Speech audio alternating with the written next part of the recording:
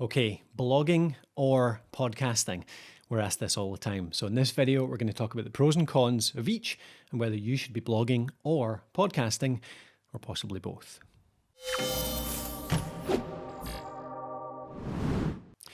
Okay, if we're going to decide whether we should be blogging or podcasting, I suppose we should look at the pros and cons of each. Now, I see podcasting and blogging having different purposes, really. They're different ends of the funnel.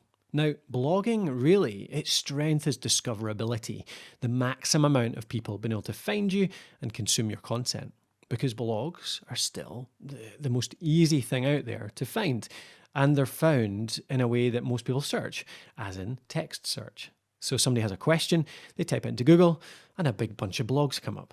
Now, yes, other things appear in there too. You've got videos. Podcasts are starting to appear in the Google search results too, but still, blogs are the easiest way for people to consume questions as quickly as possible.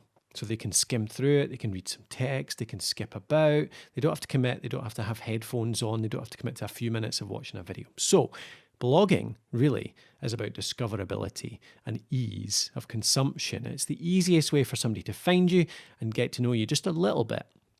Now, that's where the downside is. Blogging doesn't really get across your personality. People don't get to know you very well. They don't build that trust. And that's where podcasting comes in. So podcasting's strength is trust.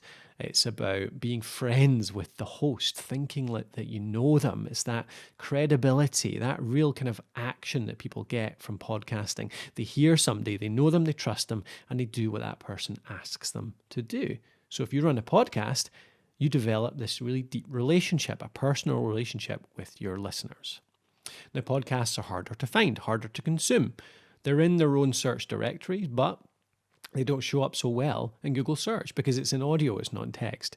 And then for somebody to listen, they have to commit, 10, 15, 20 minutes, have a set of headphones, be able to listen. So it's harder to get people to listen, but the benefits are greater because people will actually get to know you, to trust you, buy your products, try your stuff, all that, all that good stuff, all that stuff you want. So really, the answer is both, because they serve different purposes, both blogging and podcasting. Blogging for the discoverability, to make sure as many people as possible find your content, and then podcasting, you direct them to the podcast from the blog so that they get to know you, to trust you, and to like you.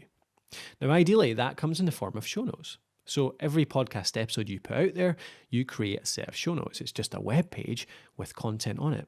In an ideal world, your show notes will be, a blog post that covers the same topic as your podcast episode. So you'll be basically writing about the same stuff that you covered in the podcast episode so that people can listen to the podcast and then they can skim through the blog post to revise it, to get the extra resources, all that good stuff. A minimum version of that is maybe a transcript. So you do your podcast episode. Instead of having to spend half an hour writing the blog post, you get it transcribed and you put that onto the webpage instead. It's not ideal because it's not as good, content to read as a proper blog post, but it can do the job. The problem is most people with show notes, they'll just write a couple of paragraphs. It means it's not very, attractive to Google. It's not very searchable. Therefore, people can't really find that blog post. You're not really writing a blog post if you only write a couple of paragraphs. It's got to be 400, 500, 600 words covering that topic, complete start to finish, so that people can get value from that blog post without even listening to the podcast episode. It just happens that that podcast episode player is embedded in the blog post, and therefore when they find that blog post in Google search, they end up listening to the podcast episode too, and that's, again, when they get to know you. Okay, so the answer is both. You should be podcasting and blogging and really doing them both in one concentrated effort, coming up with that content idea, recording the podcast episode, and writing the blog post to accompany it.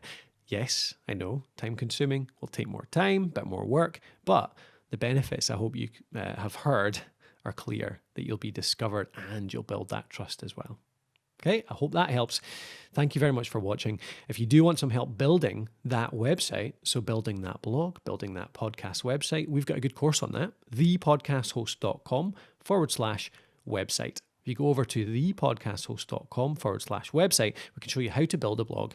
That'll be really good for show notes, really good discoverability, goes well with a podcast. Okay, otherwise, just pop over to thepodcasthost.com and you'll find all of our other resources as well. Thanks for watching.